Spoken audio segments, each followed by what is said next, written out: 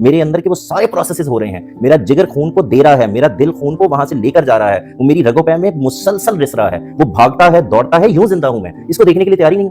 ये ऑप्टिमिज्म नहीं है। डॉक्टर साहब, फूल को मेरी आंख फूल बनाती है, कांटा मेरी आंख दिखाती है, तो जाएंगे तो पता चलेगा।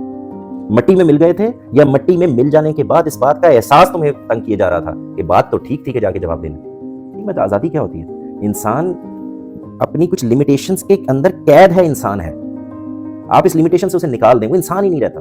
जिन जगहों पर अल्टीमेट आजादी और अल्टीमेट खुशी की तलाश जारी है, मिल गई कि उसके अंदर सबसे ज्यादा लग्जोरियस कंफर्टेबल टाइम है जिससे हम इस वक्त गुजर रहे हैं। कोई चीज जो बाहर से मैं चाहता था मिल जाए तो मैं खुश होने लगता हूँ, और जो मैं चाहता था बाहर से ना मिले तो मैं गमगीन होने लगता हूँ। मैंने आपसे कहा कि हम खुशी से गम और गम से खुशी निकाल लेते हैं। वो पढ़ लिख गया है और अब उसका दिमाग कहीं खड़े होने के लिए तैयार ही नहीं है, बुकिश हो गया है, किताबों से जिंदगी कशीद करने लग गया है, तो खुश नहीं है। 400 बंदा जनाजे से निकल के आपसे गले मिलता है और आपको ये एहसास दिला रहा है कि ये जो तुम्हारे साथ हादसा हुआ है ये खुदा की मर्जी है। इंसान को एक्सपेक्ट करना चाहिए कि उसको खुशियां ही खुशियां मिलती रहेंगी, या उसको हर वक्त अपने अंदर कहीं ना कहीं रखना चाहिए कि गम किसी भी वक्त आ सकता है। डॉक्टर साहब, खुशियां ही खुशियां तलाश करने वाला आदमी तो कभी खुश हो ही नहीं सकता। मिसरा है कि खुशी क्या है, बस गम का छटना है। ये जब बात मैं कह रहा हूँ तो ये क्यों कह रहा हूँ? दुनिया अल्टीमेट खुशी की जगह ही नहीं है डॉक्टर साहब। आप हसरत में रहना चाहते हैं, कभी खुश नहीं हो सकते। आप मौजूद में मुतमिन रहना चाहते हैं तो आप लाजमन पीछे से कंपैरिजन करेंगे, नीचे से कंपैरिजन करेंगे, अपने से कम तर में कंपैरिजन करेंगे, तभी आपके अंदर शुक्र पैदा होगा। खुदा ने अंधे इसलिए पैदा किए कि बिना देख सके। बिल्कुल। ये सफाई सुथराई का कोई ताल्लुक गुर्बत से नहीं है।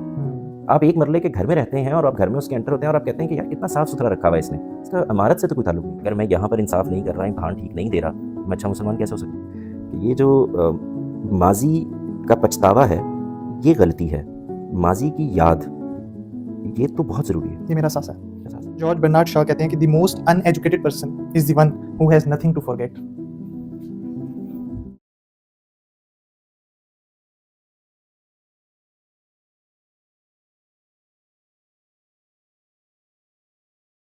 अस्सलाम वालेकुम जवाद भाई। वालेकुम सलाम, कैसे हैं आप? अल्हम्दुलिल्लाह, आप कैसे हैं जवाद खैरियत से हैं, भाई? ठीक अल्लाह का ठाक शुक्र हैं। है। जवाद भाई, एक सिलसिला हमने शुरू किया हुआ जिसमें हम मुख्तलिफ मौज़ूआत पे आपसे गुफ्तगू करते हैं। आज उस सिलसिले की छठी किस्त है और मौजू आज हम ये है इस पे बात करेंगे कि खुशी और गम।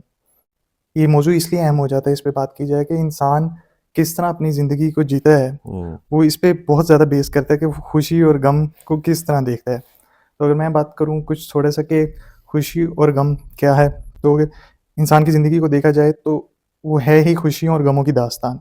और अगर टाइम फ्रेम्स में बात की जाए तो इंसान की माज़ी, उसका वाहिद तारुफ़ उसका माज़ी ही होता है, और माज़ी में कुछ पछतावे होते हैं, कुछ खुशियाँ होती हैं और कुछ गम होते हैं। हाल का इंसान को शऊर नहीं होता, किया भी नहीं जा सकता, मुश्किल होता है। और एक मुस्तकबिल है आने वाला जिसमें कुछ गमों का अंदेशा होता है, कुछ खुशियों की एक उम्मीद होती है कि इंसान को शायद मिल जाए। तो अब ये टाइम फ्रेम्स में बात हो गई। मैं आपसे ये पूछना चाहूँगा कि इंसान की ज़िंदगी में खुशियों और गमों का क्या ताल्लुक है उसके साथ? ये किस तरह उसके ऊपर इम्पैक्ट करती हैं उसकी ज़िंदगी को? इसको, इन चीज़ों को, इन दोनों को किस तरह देखना चाहिए? ये सारी गुत्थी है क्या? इसको कुछ डाइसेक्ट करें। डॉक्टर साहब, बहुत शुक्रिया आपका, आप तशरीफ़ लेके आए और हर मर्तबा आप कुछ नए मुश्किल सवालात के साथ आ जाते हैं। मैं फिर वही कहूँगा आपसे जो हर मर्तबा ये कोशिश करता हूँ बताने की कि मैं बिल्कुल एक आम आदमी के तौर पर चीज़ों को कैसे देखता हूँ, बस वही रखने की कोशिश करता हूँ, और उसमें अगर किसी को फ़ायदा पहुँचता है तो मेरे लिए खुशी की बात है। देखिए, थोड़ा सा ज़रा इससे पीछे चलते हैं। आप पहले ये समझने की ज़रूरत है कि ये खुशी और गम जिसको हम कहते हैं ये है क्या। देखिए, इंसान का जो सारे का सारा इवोल्यूशन है उसमें अगर आप गौर करें तो उसके पास सबसे जो बुनियादी चीज़ मौजूद है, जो सबसे आला चीज़ मौजूद है, जो उसको इंसान बनाती है, वो उसका दिमाग है। यानी सोचने समझने की सलाहियत है, उसका शऊर है, उसको चीज़ों की अच्छाइयों का, बुराइयों का पता है। यही बुनियादी शऊर। मेरे नज़दीक असल में ये जो इवोल्यूशन है इसने इंसान को इंसान बना दिया, और इंसान ये कहता भी है कि भाई हम तो we are normal humans, we are just humans. ये जुमले आपने सुने होंगे। तो जब हम ये जुमला बोल रहे होते हैं तो शायद एक चीज़ को हम मिस कर जाते हैं, और वो ये कि ह्यूमन होना यानी एक जस्त का इंसान होना, इंसानियत में होना, ये एक्चुअली कुछ लिमिटेशंस के साथ आता है। यानी मैं इंसान यूं हूं कि मैं आज़ाद होने के बावजूद मेरी आज़ादी जो है वो महदूद है। वो महदूद है। यानी उसकी कुछ लिमिटेशंस हैं। वो जिस्मानी लिमिटेशंस भी हैं, वो सोचने समझने की सलाहियत की लिमिटेशंस भी हैं, वो काम करने, उसको देखने के ज़ावियों की लिमिटेशंस भी हैं। एक हद तक जा सकता है। एक हद तक जा सकता है, एक हद से आगे नहीं जा सकता। उसकी यानी वो अपने करने में और अपने सहने में, अपने दिखाने में और अपने दिखने में आज़ाद है, जो चाहे करे, लेकिन वो जानता है कि इसकी कुछ लिमिटेशंस हैं, मैं इससे आगे नहीं जा सकता। इन लिमिटेशंस को बाज़ लोग एक्सेप्ट कर लेते हैं और बिल्कुल ठीक जगह पर खड़े हो जाते हैं, एक इंसान की जगह पर खड़े हो जाते हैं। और ज़्यादातर इंसान इन लिमिटेशंस को अपने लिए कैद समझने लगते हैं और इनसे आज़ादी की कोशिश में मुब्तला हो जाते हैं। हम्म। जब हम ये कहते हैं कि एक आज़ादी की एक कोशिश में मुब्तला हो जाते हैं, तो अब आप देखिए क्या मामला होता है। मैं इसकी मिसाल दे के आपको बताता हूँ। इस वक्त जिस दौर में हम जी रहे हैं, ये शायद जो नोन यानी ह्यूमन हिस्ट्री है, अगर अब उसको 6-7 हज़ार साल भी ले लें, तो आप ये देखिए कि उसके अंदर सबसे ज़्यादा लग्जोरियस कंफर्टेबल टाइम है जिससे हम इस वक्त गुजर रहे हैं। ये तो है। ठीक है ना? ये ज़रा सा पीछे चले जाएं, आप सिर्फ 60-70-80 साल पीछे चले जाएं, ये किसी के तसव्वुर में भी थी?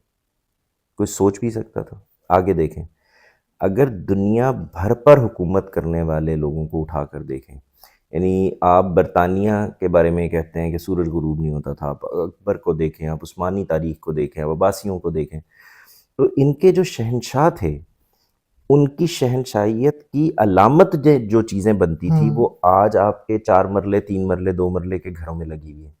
नहीं, मुझे याद है हम पिछले दिनों मैं शाही हमाम में गया हुआ था, तो मैं ये सोच रहा था कि आज सारे हॉट शावर उन सबके पास दस्तयाब है, एग्जैक्टली, जो कि एक दौर में सिर्फ बादशाहों के पास जी होता हाँ। था। यानी आप ये ज़रा गौर करके देखें कि आपके यहाँ गीज़र से होते होते अब हॉट टैब्स तक की बात आ गई है। ठीक है ना? एक टूटी आप लगा नॉब देते हैं, हिलाएं, टेम्परेचर सेट हाँ, एक करते जाएं। टूटी लगाते हैं, उसके अंदर से फिर वो गर्म पानी आना शुरू हो जाता है। आपको सुबह भी मिल रहा है, शाम को भी मिल रहा है, सोते हुए मिल रहा है, वज़ू करते हुए मिल रहा है। तो आप ज़रा तसव्वुर करके देखें, तो हमने शायद इसको यहाँ से सोचना बंद कर दिया। उस दौर के मुकाबले में, यानी आप वाक़यातन अपनी फैसिलिटीज़ के लिहाज से शहंशाहों वाली ज़िंदगी गुज़ार रहे हैं। ठीक हो ठीक गया? हो गया। लेकिन उस दौर के लोग खुश थे? नहीं। आज के दौर के लोग खुश हैं? नहीं। नहीं। इसका मतलब ये है कि चीज़ें और मुझसे बाहर पड़ी हुई सहूलियात, ये मेरे देखने और समझने के ज़ाविये की वजह से या खुशी होती हैं या गम होती हैं। हम उनकी एक वर्थ तय करते हैं। बात तय कर देते हैं। यानी मैं एक मंज़र देखता हूँ, आप भी एक मंज़र देखते हैं, आप पसंद करते हैं, मैं नहीं करता। इसका मतलब ये है कि कुछ प्रोसेस है जो एक्सटर्नल नहीं हुआ, यानी फूल मेरी आँख से बाहर, मुझसे बाहर जाकर उग गया है और इस फूल को पसंद करने वाली आँख यहाँ है, सब्जेक्टिव यानी हो गया मेरे मामला। अंदर है। मैं इसको जैसे ही वो रोशनी मुझे मेरे आँख के रेटिना से टकराती है, तो उससे एक पिक्चर बनती है। ये पिक्चर मैं पसंद करता हूँ या नहीं करता, ये मेरे अंदर प्रोसेस हो रहा उसको होता है। कैसे परसीव कर रहा हूँ। उसको कैसे परसीव कर रहा हूँ। इसी तरह से लोग मुझसे कैसे डील कर रहे हैं, मैं उनसे कैसे डील कर रहा हूँ, ये एक अलग मामला है। तो ये मैंने आपको समझाने की सिर्फ अभी शुरू में ही कोशिश कर रहा हूँ कि इसको पहले यहाँ से देखना चाहिए कि ये खुशी और गम कैसे होते हैं, क्या होते हैं। तो अर्ज़ ये है कि अगर ये एक्सटर्नल फैक्टर से कोई चीज़ पैदा होती है और वो खुशी बनती है आपके लिए, तो ये तो बहुत कम होगा, बल्कि शायद नहीं होगा।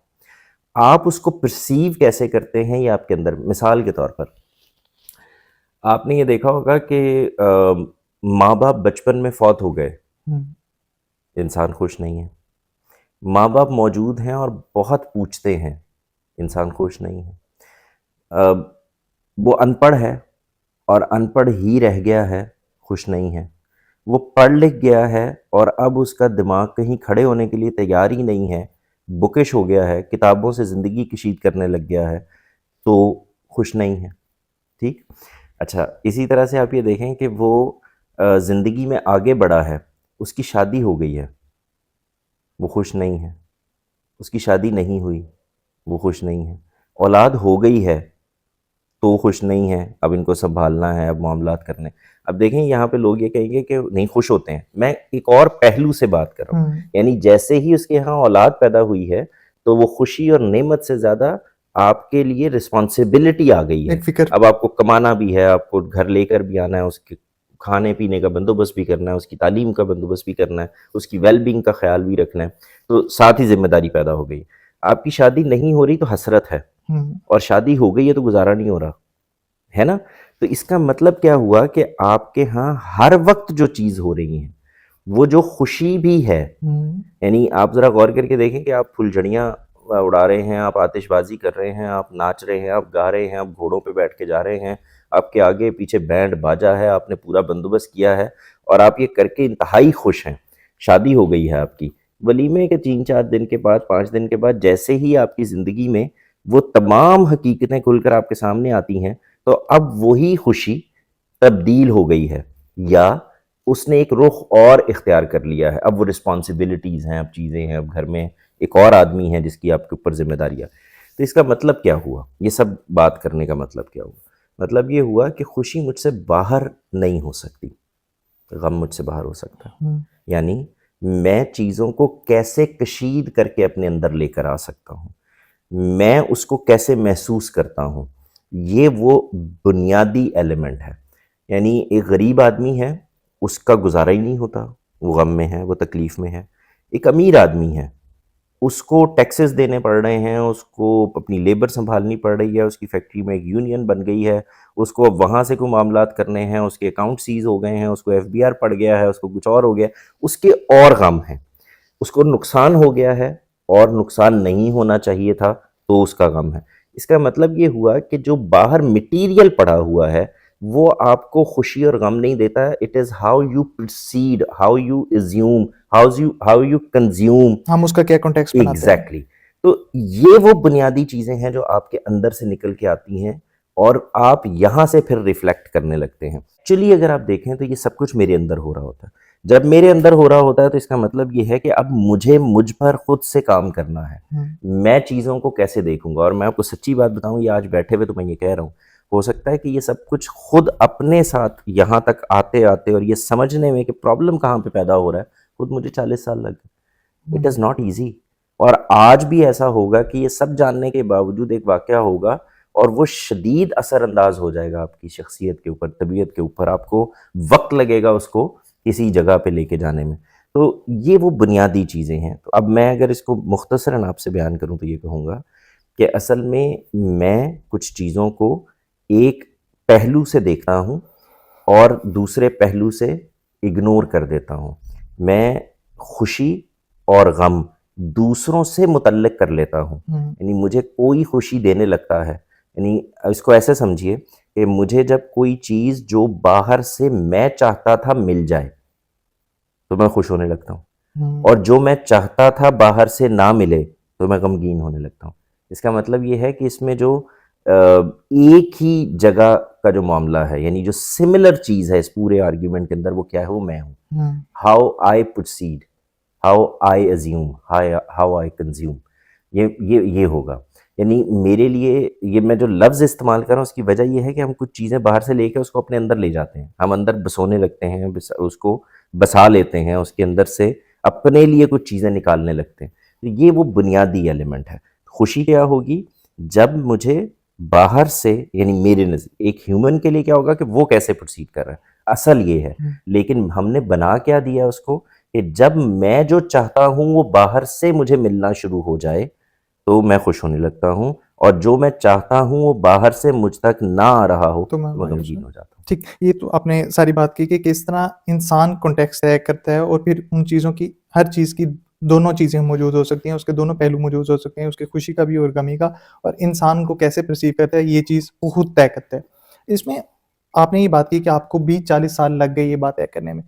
इस कॉन्टेक्स्ट से उठकर चीज़ों को देखना ये कोई आसान तो नहीं होता, और जो कॉन्टेक्स्ट पाए जाते हैं, जैसे हमने बात की, आपने शाही इमाम की बात की या मुख्तलिफ चीज़ों की बात की, और हमने जनरेशंस का कंपैरिजन किया कि किस तरह कुछ लग्जरीज़ पहले समझी जाती थी, अब वो एक बुनियादी ज़रूरियात समझी जाती हैं। तो ये भी बड़ा फितरी सी बात नहीं है कि एक इंसान जो उसके इर्द गिर्द दुनिया पाई जाती है उसको देख के ही चीज़ों का कंटेक्स्ट तय करेगा। एक चीज़ जो हर इंसान के पास मौजूद है, जैसे हमने हॉट शावर की बात की, तो उसके लिए कैसे कोई मतलब बड़ी चीज़ बनेगी। तो ये तो इससे उठकर कैसे इंसान देख सकता है, ये तो मुमकिन ही नहीं मुझे लगता। और कॉन्टेक्स्ट तो तय होगा ही मुआशरे से। मतलब अगर कोई बुरा वाक़या है तो वो इंसान की तबीयत पर असर करेगा ही करेगा, क्योंकि वो उसने देखा है कि ये एक बुरा वाक़या है। और अगर कोई की अक़दार उसने अपनाई हैं, जैसे हमने बुरी औलाद की बात की, या कोई बुरा बच्चा है, तो एक कॉन्टेक्स्ट तय हो गया हुआ है, उसके मुताबिक ही उसके खुशी और गम के जो एहसासात हैं वो बनेंगे। आपको नहीं लगता है बहुत मुश्किल है एक अलग से अपनी दुनिया बनाना? डॉक्टर साहब, पहली बात तो ये है कि अगर आपको बाहर से किसी बड़ी चीज़ की उम्मीद खुशी देती है, जैसे आपने अभी फरमाया, तो आप कभी खुश नहीं हो सकते। हुँ, हुँ। पॉसिबल ही नहीं है। क्यों? उसकी वजह ये है कि बड़ी चीज़ आपके हाथ में नहीं है, और बड़ी चीज़ क्या होती है इसका तयन कैसे होगा। यानी मिसाल के तौर पर ये कि आपके पास आपके वालिद जो हैं वो साइकिल पे जाते थे, आपके पास मोटरसाइकिल आ गई, खुश हो गए आप? नहीं, आपको अब गाड़ी चाहिए। हुँ, आपके पास गाड़ी आ गई और अब आपको खुश हो जाएंगे आप?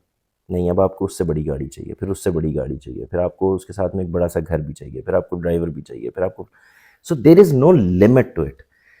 मैं अगर एक जुमले में आपसे ये कहूँ तो मौजूद में रहने वाला इंसान, मौजूद में शुक्रगुज़ार इंसान खुश होता है। हुँ, यानी मौजूद में शुक्रगुज़ार इंसान खुश होता है। अब मौजूद क्या है? आपके पास जो कुछ आज है, वो आपके लिए इत्मीनान का बाइस है।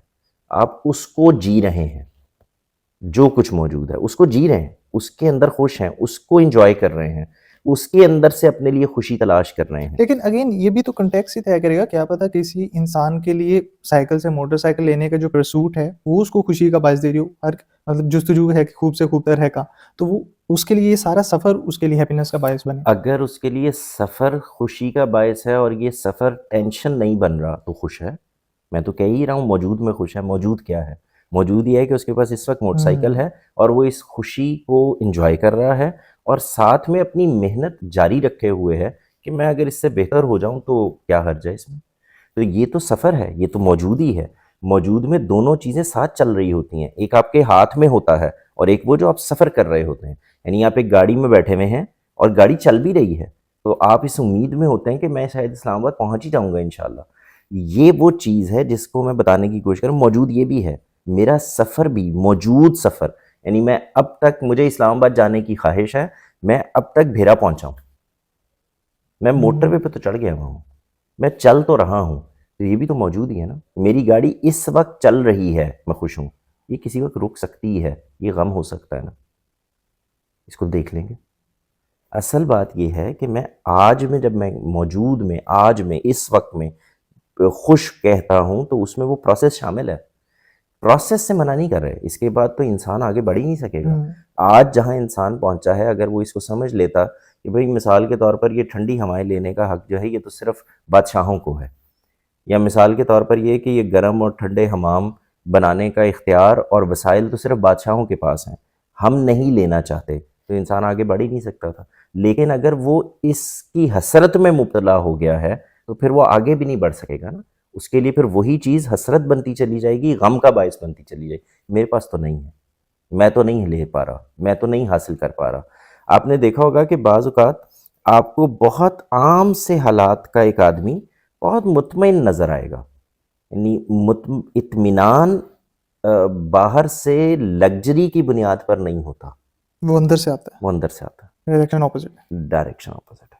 यानी आप यहाँ से खुशी ले, मैंने इसीलिए आपसे कहा कि खुशी बाहर से खरीदने की चीज़ नहीं है, हुँ, ये बाहर से ली नहीं जा। मैं एक और मिसाल से शायद वाज़ेह कर सकूँ। मेरी एक्सपेक्टेशन है कि आप मेरी इज़्ज़त करें, हुँ, ठीक आप है, मुझसे मोहब्बत करें, ठीक। आप मुझसे अच्छा ताल्लुक़ रखें, और आप वो तमाम चीज़ें ये जो मैं कह रहा हूँ इनको करते चले जाएँ, तो मैं बहुत खुश हूँ। हुँ, क्या ऐसा होगा? नहीं हो मुमकिन तो सकता। नहीं है हर बार। तो फिर मैंने क्या किया है? मैंने खुशी और गम आपसे मुतल्लिक़ कर दिए हैं। अब आप खुद एक शख्सियत हैं। और उसका इख्तियार किसी और के हवाले कर दिया। एग्ज़ैक्टली, अब आप खुद एक शख्सियत हैं। हुँ, आप मुझसे मुनफ़रिद शख्सियत हैं, तभी आप भी इंसान और मैं भी इंसान हूँ। इसलिए कि आपका शऊर, आपकी सूझ-बूझ, आपका विज़डम, आपका चीज़ों को देखने का तरीका मुझसे मुख्तलिफ है। ये बड़ी इंटरेस्टिंग बात होगी कि हमने ये इख्तियार ही अपने खुशी और गमी का दूसरी जगह लैंड आउट कर दिया अपने पास रखने की बजाय। जी। तो ये सिर्फ़ खुशी और गमी ये तो नहीं होती ना, इंसानी रिलेशनशिप ही होते हैं। आपको चीज़ों से मुतल्लिक भी यही खुशी और गमी होती है। हम्म, यानी आप ज़रा गौर करके देखें कि किसी एक चीज़ के साथ जोड़ किसान दिया। जिसने 6 महीने मेहनत की, फसल लगाई, सब कुछ किया और अब बारिश आ गई है और इस बारिश ने उसकी फसल तबाह कर दी है ना? उसको अब क्या-क्या चीज़ें हैं जिनको बर्दाश्त करके चलना है। हम्म, एक आदमी की औलाद पैदा हो गई थी, मोटरसाइकिल पे जाते हुए एक्सीडेंट हो गया, फौत हो गई। वो कहाँ-कहाँ से गुज़र रहा है, ये उसके अंदर ही जाना जा सकता है। आप देखें, आप कभी रोड से गुज़र रहे हों, किसी जगह एक्सीडेंट हुआ हो, तो आप किसी से पूछें कि क्या हुआ, तो कहेंगे यार वो बंदा मर गया। आपको थोड़ी देर के लिए अफ़सोस होता है, आप आगे चले जाते हैं और आके किसी एक आध बंदे को वाक़या सुनाते हैं, यार अभी मैं रास्ते में आ रहा था कोई। ज़रा गौर करें कि यही गम जिसकी वो औलाद है, जब वहाँ पे जाना है, तो वो तय करेगा अब कि इसकी इंटेंसिटी क्या है हम्म, अपने अंदर से। एक आदमी वो होगा जो यहाँ से देख रहा होगा कि भाई मैं खुदा का बंदा हूँ, ये भी खुदा का बंदा है, ये एक आर्जी दुनिया है, इसके अंदर लोग आते हैं, कुछ आके वक्त चले जाते गुजरा, हैं, अच्छा मुझे भी गुजरा। जाना है, उसने भी जाना है। मेरा उसके साथ एक अच्छा वक्त गुजरा था, बहुत सारी चीज़ें, बहुत सारी मेमोरीज़ उसके साथ जुड़ी हुई थी। वो मेरी औलाद थी, मुझे उससे मोहब्बत थी। अ, गम फिर भी होगा, लेकिन ये वो कंट्रोल्ड, मैनेज्ड गम है जिससे आप गुजरेंगे। और आपने ऐसे लोग भी देखे होंगे कि जिनको ये खबर मिलती है और वो अपना दिमागी तवाज़ुन खो बैठते हैं, वो खुदकुशी की तरफ चले जाते हैं, वो बिल्कुल दुनिया से उखड़ जाते हैं, खामोशी इख्तियार कर लेते हैं, उनका चीज़ों से दिल उठ जाता है, ये सब कुछ भी हो रहा होता है। तो ये मेरी परसेप्शन है, बड़े से बड़े गम के लिए दुनिया में मैं कैसे परसीव करता हूँ, मैं कैसे रिएक्ट करता हूँ, मैं कैसे एक्ट करता हूँ, और एक इंसान होने के नाते क्या मैं ठीक जगह पर खड़ा हूँ? ये आसान नहीं है, मैं ये जानता हूँ। जब मैं ये आपसे कह रहा हूँ, तो इट इज़ नॉट ईज़ी। मैं ये नहीं कह रहा कि ऐसे इसके बावजूद ये जो सारी गुफ्तगुएँ हम कर रहे हैं, हम पर खुद भी इस तरह के असरात हो जाएँगे, हम्म, जो सुन रहे हैं उन पर भी हो जाएँगे। ये मसला नहीं है कि असरात हो जाएँगे, ये गलती है। या यूँ कहें कि इंसान कुछ देर के लिए भटक जाता है, वो हट जाता है। लेकिन अगर वो सही को जानता है, बुनियाद को जानता है और वो ये इस कोशिश में मुब्तला है कि मुझे खुद को बेहतर करना है, मुझे इस पर काबू पाना है, मुझे तो अभी जीना है। मेरा एक बच्चा चला गया है, मुझे बाकी 4 की वेल बीइंग का ख़्याल रखना है, मुझे इनके साथ ज़िंदगी गुज़ारनी है, मुझे अब इनको इस गम और तकलीफ़ से निकालना है। तो अब ये क्या हो रहा है, उसने टॉल ले लिया अपने ऊपर सारे का सारा। हम्म, और जैसे ही वो ये टॉल लेता है और कबूल करके लेता है, एक है कि उसने, यानी वो खुश नहीं, खुशी तो इसके अंदर क्या पैदा होगी, यानी वो इत्मीनान। इत्मीनान में नहीं है और वो इसको एक्ट कर रहा है, तो ना वो खुद खुश होगा ना किसी को कर सकेगा। लेकिन जैसे ही उसने इसमें इत्मीनान हासिल कर लिया है, तो अब देखें सूरत हाल बिल्कुल तब्दील हो जाती है, इंसान के देखने का जाविया बिल्कुल तब्दील हो जाए। वो लोग जो इतने बड़े गम से भी निकल आते हैं, ये वो लोग वही हो। आप किसी से जाके मिलें, किसी डेथ पे, वफात पे, ताज़ियत के लिए जाएँ, किसी को मिलने के लिए जाएँ, जनाजे में जाएँ, आप जाके उनको क्या लफ्ज़ बोलते हैं? आपके यहाँ आम तौर से क्या लफ्ज़ बोला जाता है? इन्ना लिल्लाहि व इन्ना इलैहि राजिऊन। और दूसरी बात क्या करते हैं हम? जो अल्लाह की मर्ज़ी है जी। ये बात कि ये क्या कहा जा रहा है? ये असल में 400 बंदा जनाज़े से निकल के आपसे गले मिलता है और आपको ये एहसास दिला रहा है कि ये जो तुम्हारे साथ हादसा हुआ है, ये खुदा की मर्ज़ी है। ऐसे हो सकता था, मेरे साथ भी हो सकता था, तुम्हारे साथ हो गया है। तो ये क्या है? ये नहीं है कि इससे उसका गम गलत हो जाएगा, गम ख़त्म हो लेकिन जाएगा। उस पर एक हकीकत हकीकत का वाज़े की इज़हार है। है। यानी ये है मौजूद में जीना। हम्म, यानी मेरा कल तक बेटा था, आज नहीं है, और मैं आज हूँ, कल मैं नहीं हूँगा। यही हकीकत है दुनिया की। जैसे ही आप इसको एक्सेप्ट कर लेते हैं, तो पहले दर्जे में आपके अंदर इत्मीनान पैदा होता है, फिर आप उस इत्मीनान को एन्जॉय करने लगते हैं और इसी को खुशी कहते हैं। ठीक। अभी तक की मैं अगर आपकी गुफ्तगू से जो बात समझाऊँ, तो उसमें ये आप ये कहना चाह रहे हैं कि जो बाहर से जितनी भी हमारे पास अशियाएँ हैं, जितने भी लोगों से हमारा इंटरेक्शन है, जो भी हालात हमें आते हैं दरपेश, उसमें हमारी परसेप्शन उनकी तरफ से जो खुशी और गमी आ रही है, उसकी इंटेंसिटी को डिसाइड करेगी। लेकिन मैं ये दोबारा उस बात पे लेकिन कहीं जाना चाहूँगा, कॉन्टेक्स्ट की जो मैं बात कर रहा था, वो हर चीज़ जैसे हम बाइक की, साइकिल की मिसाल दी, वो खुशी और गम तो बाहर से एक हमें मिल रहा होता है। अभी तक तो हमने बात की कि हम उसकी इंटेंसिटी को तय करते हैं और किस तरह कंट्रोल करते हैं उनकी। लेकिन मैं ये बात करना चाहूँगा कि जो खुशियाँ और गम आते हैं हमारी ज़िंदगी में, ये तो एक डिसाइडेड होते हैं। इनकी मतलब कि इनकी वैल्यू, इनके साथ क्या चीज़ कोई जुड़ी हुई है, ये पहले से तयशुदा होती है। अब ये किसी इंसान की ज़िंदगी में बहुत ज़्यादा भी आ सकते हैं। तो उस वक़्त इंटेंसिटी, एक तो ये नहीं, बात होगी, क्या तय होता है, जरा एक्सप्लेन करें। जैसे हमने बात की कि कोई हम्म, किसी की डेथ हो गई है, हम्म, तो अब इसमें तो कोई भी खुशी का पहलू हम नहीं ढूँढ सकते। हम्म, हमने बात की कि कोई ने किसी ने बाइक ली, उसमें कोई गम का पहलू नहीं ले सकते। एक चीज़ तय है कि किसी को कोई सहूलत मुयस्सर आई है तो उसके लिए खुशी का सबब है। किसी की कोई आफ़त उसके आई है, कोई स्टॉक एक्सचेंज में कोई मसला हो गया, किसी को कोई बीमारी आई है, तो उसकी एक तय है उसके साथ चीज़ के गम लाहक हो गया है। अब ये तो है ना कि उसको कोई चीज़ बाहर से आ रही है। इस तरह से तो हमने बात की कर ली कि उस पर किस तरह का असर होगा ये उसके पास है, उसके पास ही रहना चाहिए इख्तियार। लेकिन चीज़ों का बाहर से भी तो कॉन्टेक्स्ट तय नहीं होता डॉक्टर है। साहब, देखें, मैं जो बात आपसे कहने की कोशिश कर रहा हूँ ना, कॉन्टेक्स्ट का मसला नहीं है। मसला ये है कि आप कॉन्टेक्स्ट के साथ जीने लग गए हैं या कॉन्टेक्स्ट को एग्जामिन करके उससे आगे गुजरने की कोशिश कर रहे हैं। आपको स्टॉक एक्सचेंज के अंदर नुकसान हो गया है, कमाया भी तो वहीं से था ना। आप उस गम में ही रह गए हैं तो आप मुसलसल नुकसान करते चले जाएंगे, आप बर्बाद हो जाएंगे। और आप उस गम को से निकल कर आगे को देखने लग गए हैं कि अब मुझे क्या करना है। तो आपके अंदर खुद ब खुद, यानी जैसे ही आप पहली चीज़ अचीव करेंगे तो वो जो पिछला गम था वो कम हो जाएगा और आपके अंदर एक खुशी का तासुर पैदा होना शुरू हो जाएगा, इत्मीनान आना शुरू हो जाएगा। ये भी मैं आपको बताऊं कि असल मसला ही नहीं कि आप पे उस वक्त क्या कैफियत तारी हुई है, आपको गुस्सा आ गया किसी पे, आपने उस आदमी को एक झांपड़ रसीद कर दी, चमाट मार दी, चपेड़ मार दी, आपको बाद में एहसास हुआ कि आपने गलत किया। हुँ, गिल्ट आ गया। तो उस वक्त का गुस्सा था, वो गिल्ट आया। गिल्ट अगर गम में बदल गया है तो गड़बड़ हो गई ना। हुँ, और अगर वो गिल्ट वहां से सॉरी सॉरी में में अपॉलोजाइज़। तब्दील हो गया है तो बेहतरी हो जाएगी। बिल्कुल। और जैसे ही ये बेहतरी होगी तो आपने अगली मर्तबा जब गुस्से को कंट्रोल कर लिया तो आप खुश होंगे कि यार मैंने आज देखो उसी तरह की सिचुएशन पैदा हो गई थी लेकिन बचत हो गई, हुँ, मैंने गलत काम नहीं किया। ये होगा कब? जब आपने उस मामले के अंदर से वो जो एक छोटा रुख है, जो असल रुख था, हुँ, उसको इग्नोर नहीं किया, पकड़ लिया।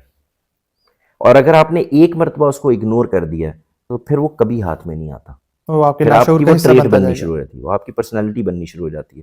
आपने अक्सर लोगों को ये कहते हुए सुना होगा ना कि यार मैं तो ऐसा ही हूँ, मुझे गुस्सा आ जाता है, जब गुस्सा आता है मुझसे कंट्रोल नहीं होता, हाँ, मैं तो जो मुँह में आता है कह देता जो हूँ। मुंह में आता है कह देता हूँ।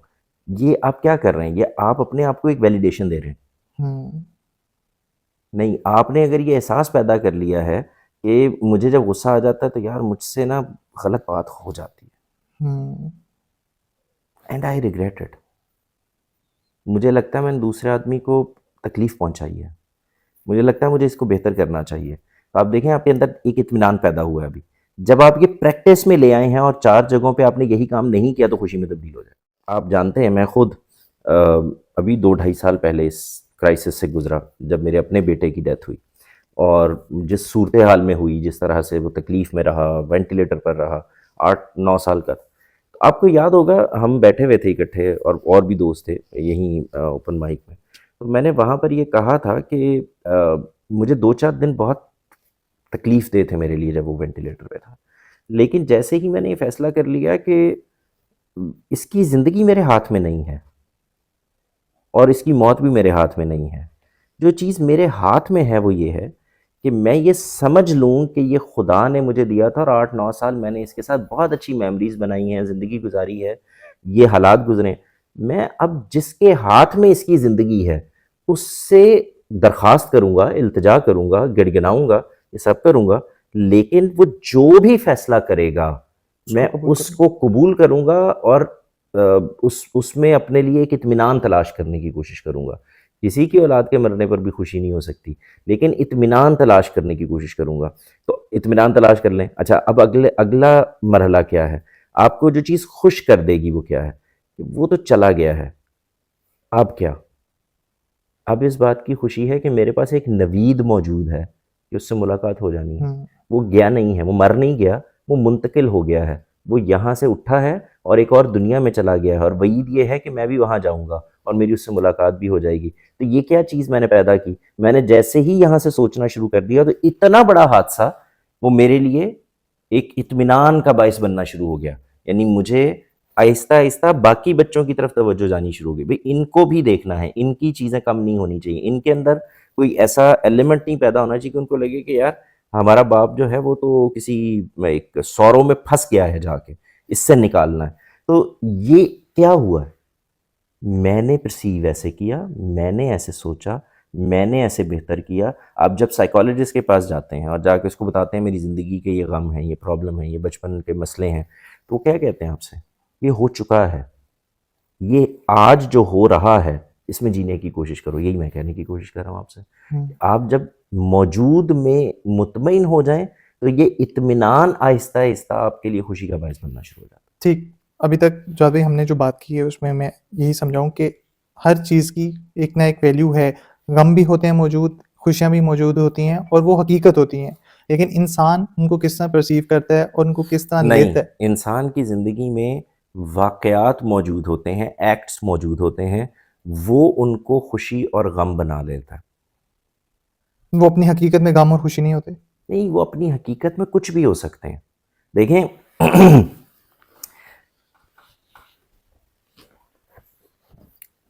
आपकी गाड़ी चोरी हुई, आपके लिए गम है। गम है, जिसने चोरी की उसकी बहुत अच्छी बिक गई, उसके लिए बहुत खुशी है। और इस एक्ट में तो चोरी तो मुश्तरक है ना, आपकी गई है, उसके पास गई है। ठीक। तो एक्ट क्या है, वो उसमें खुशी तलाश करें कि उसके हाथ में पैसे आए हैं, और आप उसमें गम तलाश करें क्योंकि आपके हाथ से पैसे गए हैं। अब जरा गौर अब करके पैसे के देखें, अंदर ही है अगर हकीकी खुशी भी नहीं है वो, किसी और चीज़ के साथ हकीकी जुड़ गए। गम भी नहीं है ये।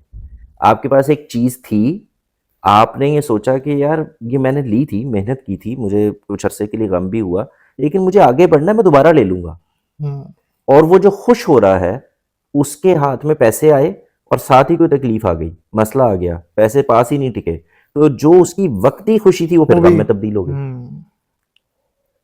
तो ऐसे ही अगेन हो रहा है ना। बिल्कुल ठीक, ये बात ये मिसाल से ठीक। तो Confusing। इसलिए मैं ये कह रहा हूँ कि जो एक्ट है इसको समझने की ज़रूरत है।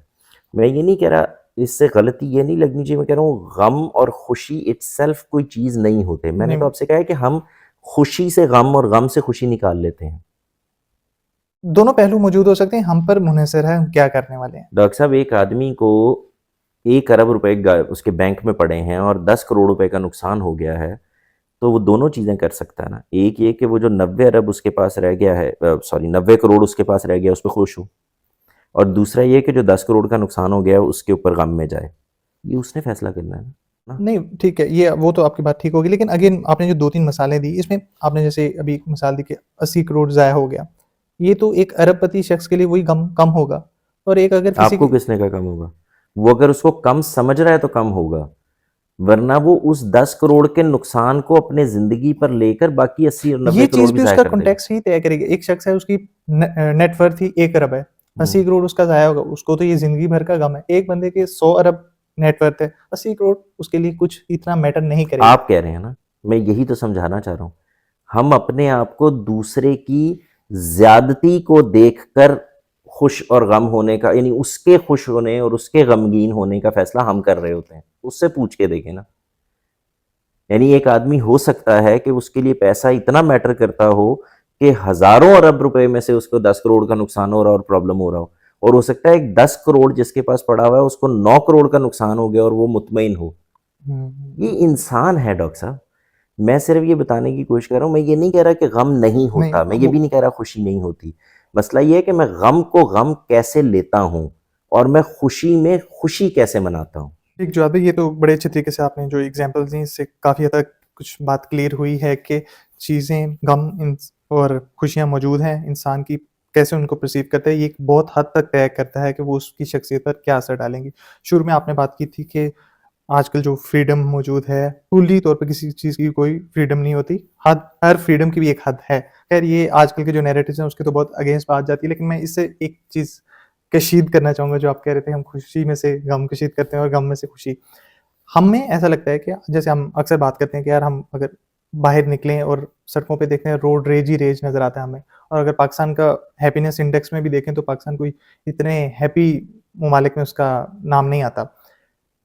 मुझे ऐसा लगता है कि इसमें भी हम वही फ्रीडम वाली बात है, हमें ऐसा लग रहा होता है कि यार हमारी लाइफ हम एक्सपेक्ट कर रहे होते हैं इसको, एक किस्म का हर इंसान एक अपना इस्तेहकाक भी समझ रहा होता है कि उसकी ज़िंदगी में खुशियाँ ही खुशियाँ मौजूद होनी चाहिए हर वक़्त।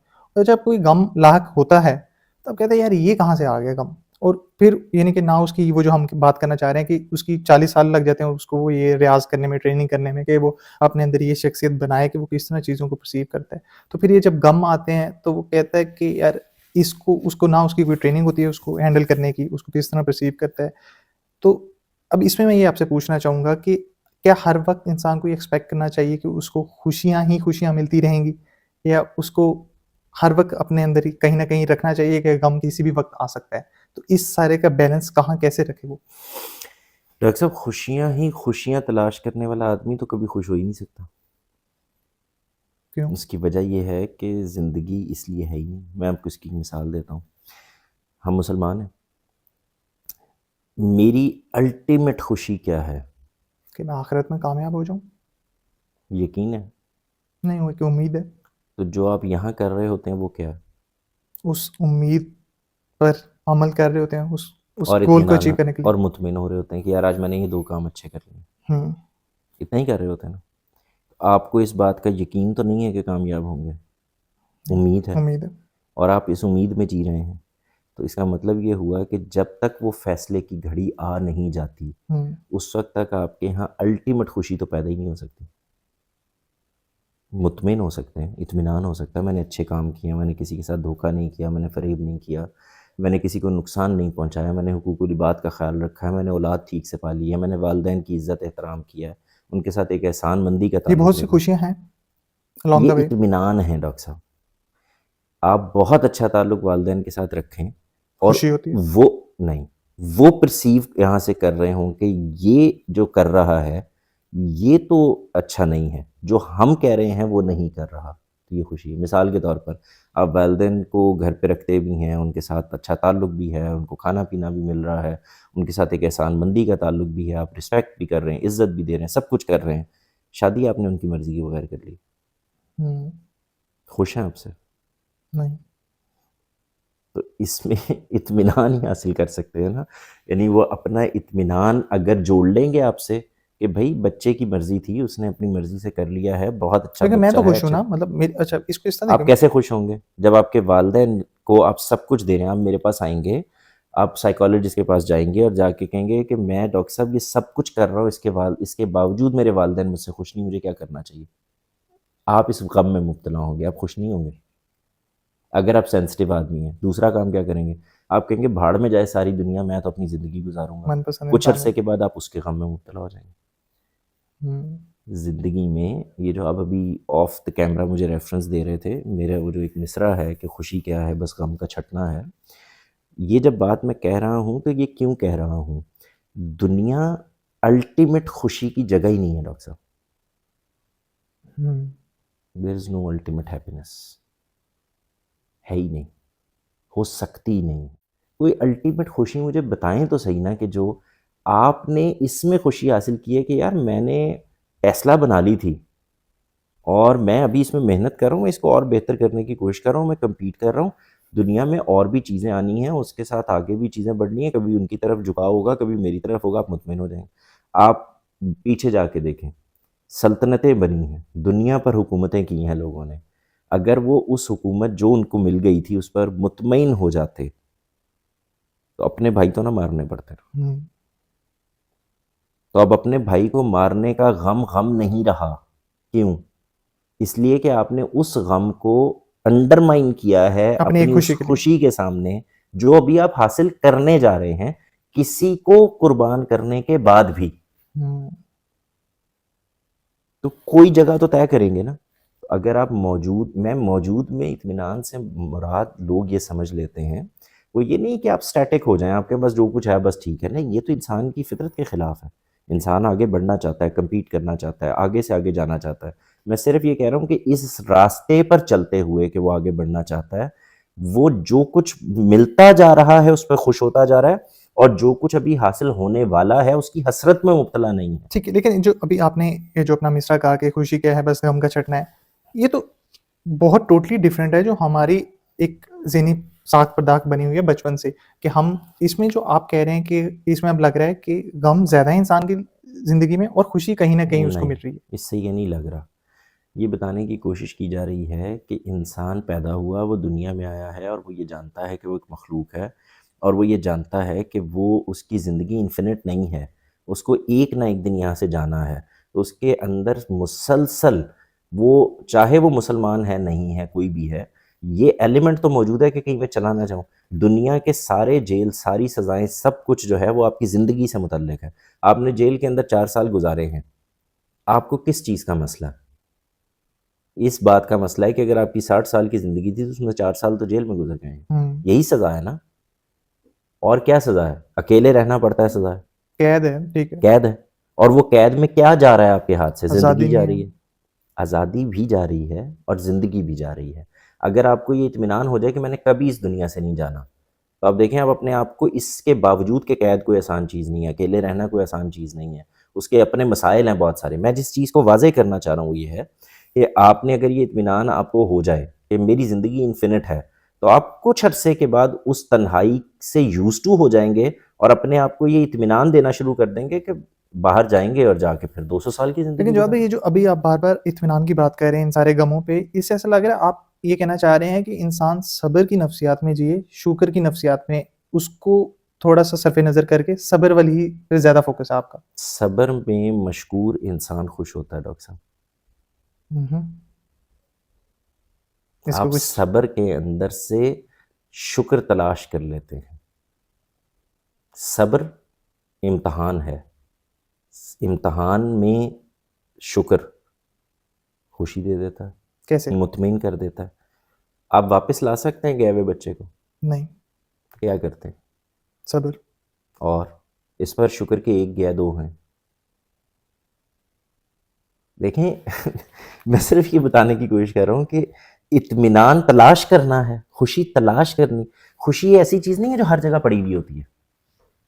गम हो सकता है। ये तो जैसे आपने अभी मिसाल दी कि एक बच्चा कोई गया है किसी का तो उसके पास 2 मौजूद हैं। हर किसी के पास तो ऐसा नहीं है कि उसके पास कुछ शुक्र के लिए भी कोई चीज़ मौजूद हो। कुछ के पास सिर्फ़ सब्र ही रह जाता है। डॉक्टर साहब मैंने अभी आपको कहा था हमने शुक्र और मौजूदगी, इसको भी बहुत अजीब कर दिया। यार आज आप सिकंदर आज़म को उठाएं और उसको बताएं कि हमारे यहाँ का एक आदमी उधार लेकर 5 लाख रुपए 4 लाख रुपए यहाँ से जहाज़ में बैठता है और उसके बाद वो यूरोप पहुंचा हुआ होता है 6 घंटे के बाद। वो दोबारा कब्र में चला जाएगा। ये आपका आम आदमी है, ये इस पर खुश है, नहीं वो इस पर मुतमिन है। लेकिन वो तो एक पूरे आप 2 अदवार की कंपैरिज़न कर रहे हैं ना। इसको इसने तो अपनी जो इर्द-गिर्द मैं कह दुनिया रहा हूँ उसके वो भी खुश नहीं था, वो पूरी दुनिया पे हुकूमत करके और करना चाहता था। नहीं तो ये तस्खीर कर चुका है, ये आसमानों में उड़ रहा है, ये जब चाहता है ये टिकट खरीदता है और ये अमेरिका पहुंच जाता है। आपने अंटार्कटिका के बर्फों के अंदर जहाज उतारने शुरू कर दिए। मुतमिन तो आप फिर नहीं है, खुश तो आप फिर नहीं है। तो इसकी तो कोई लिमिट नहीं है ना डॉक्टर साहब। मैं सिर्फ ये समझाने की कोशिश कर रहा हूँ कि इत्मीनान क्या है। मैं जैसे जैसे आगे बढ़ता चला जाता हूँ और कंपेयर करता चला जाता हूँ, क्यों ये बड़े बूढ़े हमसे कहते थे कि नीचे देखकर चलो ठेड़ा लग जाएगा, अपने से ऊपर देख के चलोगे कभी जिंदगी में खुश नहीं होगे। वजह क्या है? मैं कंपेयर करता हूं, तो अगर मैं कंपैरिजन कर रहा हूं अपने से ऊपर वाले के साथ तो कभी खुश नहीं हो सकता, और कंपेयर कर रहा हूं अपने से नीचे वाले के साथ तो शुक्रगुजारी पैदा हो जाती है, और जैसे ही मैं शुक्रगुजार होता हूं तो इसका लाजमी नतीजा खुशी है। शुक्रगुजारी यानी एक है सब्र। सब्र जो है वो उसके अंदर से आपने वो एलिमेंट निकाला है कि जहां आप सब्र कर रहे थे उसमें से ये एलिमेंट निकला है जो शुक्रगुजारी पैदा कर रहा है, शुक्र पैदा कर रहा है। अल्लाह का शुक्र है कि ये नहीं हुआ, ये हो गया है। तो आपके अंदर अल्टीमेटली इसका इसका रिलेशनशिप जैसे जुड़ना जुड़ना शुरू होता है, आपके अंदर खुशी पैदा होनी शुरू हो जाती है। इसलिए मैंने ये कहा कि खुदा का शुक्र है कि उसने मुझे सब्र दे दिया है, तो आप मुतमिन होना शुरू हो जाते हैं। जैसे ये इत्मीनान आपको ज़िंदगी में वापस ले जाता है तो आप खुश होना शुरू कर। अच्छा इसका मतलब इंसान ऐसे वक़्तों की फिर तमन्ना जैसे वो नसीम तुराबी साहब भी कहते हैं ना कि अच्छे वक़्तों की तमन्ना मेरे ही उम्रे रवां। तो फिर ये होप, ऑप्टिमिज़्म ये तो थोड़ा-सा साइड पे रख दे इंसान और ये पेसिमिस्ट वाला जो है, कि सब्र वाला जो है, जैसे मिलता जा रहा है, बस उसी में से देखें, एक। आपने मेरी अगर पूरी गुफ्तगू के बाद नतीजा ये निकाला है कि जो है बस ठीक है, इसी के अंदर गुजारा करना ही, तो मैंने नहीं कहा। मैंने बार बार ये कहने की कोशिश की है कि आगे में बेहतरी की तलाश ये इंसान है, नहीं, आप इसमें ये भी आगे आप, बेहतरी की हसरत ये गम है। तो ये तो हमेशा उसी हम जुस्तजू तभी करेंगे ना जब अपने से ऊपर वाले से कंपैरिजन करेंगे, नीचे वाले से कंपैरिजन करके तो ये डॉक्टर जज्बा साहब, पैदा मैं हो ही नहीं खुद सकता। अपनी बेहतरी के लिए क्यों नहीं आगे बढ़ सकता? मैं खुद से कंपेयर क्यों नहीं करता? आज मैं ये हूं, कल मैं ये होना चाहता हूं। आप किसकी कंपैरिजन में डॉक्टर बन रहे थे? वो तो ठीक है, मेरा एक पैशन था जो भी मैं क्यों परस्यू कहा करना आपने ये चाहता। मेरा पैशन था? इसलिए कि ये कहने से आपको खुशी मिल रही है, आप मुतमईन हो रहे हैं, उस इत्मीनान की नतीजे में आपकी ज़िंदगी में एक अच्छाई पैदा हो रही है। लेकिन अब मैं बन गया हूँ और मैं देखता हूँ कोई बड़ा डॉक्टर है, तो मैं चाहता हूँ कि मैं भी वहां पहुंचूं। आपके चाहने पे किसने एतराज़ किया डॉक्टर साहब? हाँ, लेकिन मैं आपकी कंपेयर तो हसरत करूंगा। बन जाए तो मसला है ना। मैं तो बार बार कह रहा हूं, चाहना इंसानियत है, इंसान है, वो चाहे बगैर रह ही नहीं सकता। आगे बढ़ने की चाहत, बेहतर होने की चाहत, इससे किसने मना किया है? आगे बढ़ने की चाहत में नहीं रही, बल्कि आगे बढ़ने की हसरत बन गई है, किसी और के साथ जुड़ने की हसरत बन गई है, किसी और जैसा नजर आने की हसरत बन गई है। मैं इस हसरत की बुनियाद पे गम है। आप आगे बढ़ना चाहते हैं, ये तो आप एक एक स्टेप उठाते जाएंगे और आप खुश होते जाएंगे। आपने हसरत ये पाल ली है कि मुझे चौथी मंजिल के ऊपर उड़कर जाना है, हो जाएगी पूरी। और आपने एक एक स्टेप चढ़ना शुरू कर दिया है और इस उम्मीद में, यार अल्लाह का शुक्र है 10 हो गए, तो खुशी है ना। जा तो उसी तरफ रहे हैं, चौथी मंजिल पे ही पहुंचना है। वो चाहत आपके अंदर है, इससे किसने मना किया? चौथी मंजिल पर जाने की चाहत नहीं प्रॉब्लम, वो हसरत बन गई है। मैं उड़कर ही जाना चाहता हूं, मैं फौरन पहुंच जाना चाहता हूं, वो जहां पहुंचा हुआ है वहीं पर मुझे भी होना चाहिए, ये प्रॉब्लम बन जाएगी। और आप रिमके रिमके एक एक कदम लेते हुए, एक एक स्टेप को एंजॉय करते हुए आगे बढ़ रहे जर्नी को। हैं। और जितना आप कदम उठाते चले जा रहे हैं, आपकी खुशी पीछे वाले पर है, अगले की हसरत नहीं है। जिंदगी में भी यही कर रहे हैं। आप गौर करके देखें तो हम क्या कहते हैं, हमने 30 साल की जिंदगी गुजार ली और मैं कुछ भी नहीं कर सका, और मैंने 30 साल की जिंदगी गुजार ली और मैंने बहुत कुछ कर लिया है। ये दो पर्सपेक्टिव है, दो पर्सपेक्टिव है। यानी कि अपना मुकाबला अपने कल से करें। अच्छा, मैं आपको एक बात बताता हूं। हम जब ये कहते हैं कि गम है, ये जिस वक्त हम कह रहे होते हैं उस वक्त हमें सांस आ रहा होता है, आ रहा होता हम लेटे या बैठे हुए होते हैं, हम देख रहे होते हैं, हम सूंघ रहे होते हैं, हम खा रहे होते हैं, हम टेस्ट ले रहे होते हैं, हम पी रहे होते हैं, हमारे इंटरनल सिस्टम्स काम कर रहे होते हैं, तभी ये सब कुछ हो रहा होता है। बिल्कुल। दिमाग अपने अंदर, इसकी खुशी हो सकती है क्योंकि मेरे साथ एक आदमी बैठा हुआ हो सकता है जो बोल ना रहा हो सकता है उसको दिख ना रहा हो। मैं ये कह रहा हूं, ये पर्सपेक्टिव ऑफ लाइफ है। आपने कहां से चीजों को देखना है। आपने अभी देखा ये जो अभी नहीं, जिसका आप मुझे रेफरेंस दे रहे थे, मेरा तो क्योंकि आम तौर से तरीका ये है कि मैं इन चीज़ों के रेफरेंसेस में नहीं जाता, किताबें और फ़लसफ़े और ये सब चीज़ें, लेकिन ज़रा सा टच करते हुए अगर हम गुजरें, जिन जगहों पर अल्टीमेट आज़ादी और अल्टीमेट खुशी की तलाश जारी है, मिल गई? नहीं, बल्कि मुंह की खानी पड़ी है। इतनी सी बात ही समझाने की कोशिश कर रहा हूं। खुदा की ये ज़मीन, आप एक एग्जामिनेशन रूम में हैं, ना माने, और एक कश्मकश रहेगी। आप मुसलमान ना हो, आपके अंदर से एक एग्जामिनेशन तो मुसलसल जारी है, मैं चला जाऊंगा। और जब तक मैं नहीं जाता उस वक्त तक मैं क्या करूंगा? एक एथियस्ट को भी पता है उसे चले जाना है। आप देखें, और कुछ नहीं तो वो इस हसरत में मुब्तला है कि यार मैंने इतना बड़ा दुनिया का फ़लसफ़ा ईजाद कर लिया, 250 किताबें पढ़ ली हैं, मुझे एक किताब तो अपने जाने से पहले लिख के जानी है, मैं दुनिया को अपनी सोच बता कर जाना चाहता हूँ। क्यों? बता लेंगे यार 200, 250, 300 साल बाद इंशाल्लाह। नहीं, उसको ये प्रॉब्लम है, वो जानता है। अल्टीमेट खुशी क्या होती है डॉक्टर साहब? अल्टीमेट खुशी नहीं हो सकती। अल्टीमेट आज़ादी क्या होती है? इंसान अपनी कुछ लिमिटेशंस के अंदर कैद है, इंसान है। आप इस लिमिटेशन से उसे निकाल दें, वो इंसान ही नहीं रहता। मैं आप पर गुस्सा आने के बावजूद आपको नहीं मार सकता, इसलिए इंसान हूं। आपकी आखिरी दर्जे की ज्यादती के बावजूद मैं आपको नाहक कत्ल नहीं कर सकता, इसलिए इंसान हूं। आप मुझे एक दफा इस लिमिटेशन से निकालें तो सही। ये अमारत और गुर्बत क्या होती है डॉक्टर साहब? आप मुझे इस लिमिटेशन से निकालें कि मुझे दूसरे की हसरत में मुब्तला नहीं होना, दूसरे से हसरत नहीं करना, तो उसकी खुशी में खुशी होना है, ये लिमिटेशन है। इस लिमिटेशन से मुझे निकालें, मैं दूसरे को मारूंगा, उसकी जायदाद पर कब्जा कर लूंगा। आप ये करते आ रहे थे, आप इसी ताकत और तवाजुन की बुनियाद पर, इसी तलवार की बुनियाद पर ये सब कुछ हासिल करते आ रहे थे जायदादें। फिर दुनिया को ये ख्याल आया कि इसको हमने किसी तरह से किसी चीज के अंदर बांधना है। यही हुआ है ना? बिल्कुल। करके तो दिखाएं मुझे। आप कहीं ना किसी लिमिटेशन ही में होंगे तो इंसान है। ये जो अल्टीमेट आज़ादी, अल्टीमेट खुशी, अल्टीमेट गम कहाँ होता है? अल्टीमेट गम डॉक्टर साहब, जो लोग किसी लड़की के छोड़ जाने के ऊपर, किसी माँ बाप के मर जाने के ऊपर, किसी शादी में नाकामी की बुनियाद के ऊपर खुदकुशियां कर लेते हैं, उनको अल्टीमेट खुशी मिल जाती होगी। ये तो जाएंगे तो पता चलेगा। मट्टी में मिल गए थे या मट्टी में मिल जाने के बाद इस बात का एहसास तुम्हें तंग किए जा रहा था कि बात तो ठीक थी कि जाके जवाब देना। ये वो बुनियादी चीज है।